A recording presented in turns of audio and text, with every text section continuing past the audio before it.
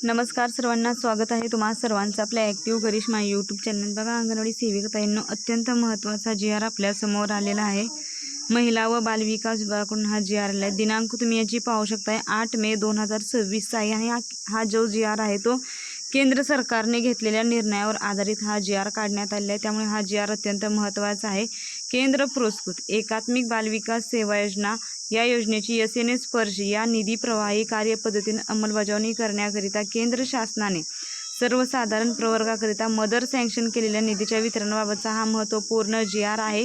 अंगणवाडी सेविका आणि मदतनीसांचं जे मार्च एप्रिल 2 महिन्यांचं जे केंद्र शासनाचं मानधन जे अडकलेलं आहे त्या मानधनासंदर्भात हा महत्त्वपूर्ण जी.आर आलेला आहे आणि केंद्र सरकारने खूपच महत्त्वपूर्ण हा निर्णय घेतलेला आहे। पुढे बघा काय म्हटलेलं आहे, केंद्र शासन व राज्य शासन या दोन्ही स्तरावरील रोख व्यवस्थापन म्हणजे कॅश मॅनेजमेंट अधिक परिणामकारकता साध्य करण्यासाठी केंद्र पुरस्कृत योजनांचा निधी वितरित करण्यासाठी एस.एन.एस स्पर्श ही पर्यायी निधी प्रवाह पद्धती लागू करण्याचा निर्णय केंद्र सरकारने घेतला आणि आयुक्त एकात्मिक बालविकास सेवा योजना नवी मुंबई यांच्याकडून ही जी योजना आहे ती राबवण्यात येते। त्या अनुषंगाने शासन निर्णय हा काढण्यात आलेला आहे। तर बघा काय शासन निर्णय झालेला आहे तो जाणून घेऊया।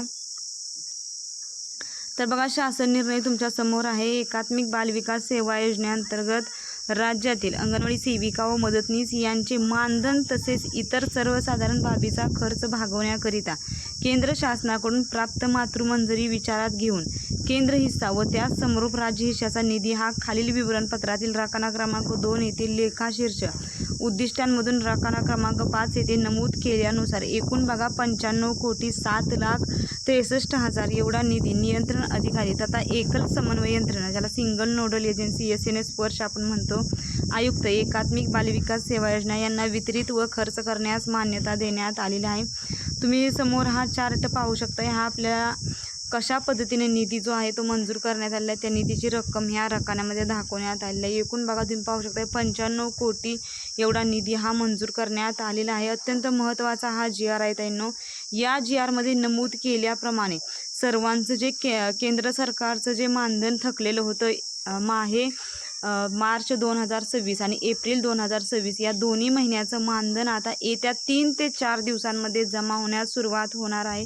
त्यामुळे हा जी.आर आणि ही माहिती अत्यंत महत्त्वाची आहे। जास्तीत जास्त शेअर करा। अगोदर जो आपण काल जी.आर पाहिला तो जी.आर राज्य शासनाचा होता, म्हणजे राज्य शासनाचं जे मानधन आहे आपलं ते जमा करण्यासाठी जी.आर होता। परंतु आज जो जी.आर आलेला आहे तो जी.आर एस.एन.एस स्पर्श प्रणालीद्वारे कशा पद्धतीने निधी वितरित करायचा त्याच्या संदर्भात जी.आर आलेला आहे आणि सेविका मदतनीस यांच्यासाठी एकूण तुम्ही पाहू शकता इथं 95 कोटी एवढा निधी हा मंजूर करण्यात आलेला आहे। त्यामुळे अत्यंत महत्त्वाची ही माहिती आणि हा जी.आर आहे। येत्या 4 ते 5 दिवसात अंगणवाडी सेविका आणि मदतनीसांचं केंद्र सरकारचं जे मानधन आहे ते मानधन त्यांच्या खात्यामध्ये जमा होणार आहे आणि वरिष्ठांकडून प्राप्त झालेल्या माहितीनुसार राज्य सरकारचं मानधन हे उद्यापासून जमा होण्यास सुरुवात होणार आहे।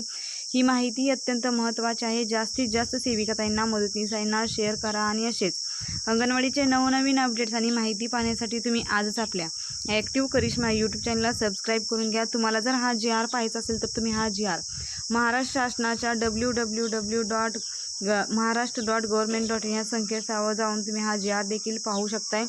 अत्यंत महत्त्वाचा जी.आर आणि माहिती आहे। व्हिडिओसाठी लाईक करा आणि असेच नवनवीन अपडेट पाहण्यासाठी चॅनलला सबस्क्राईब करा। धन्यवाद।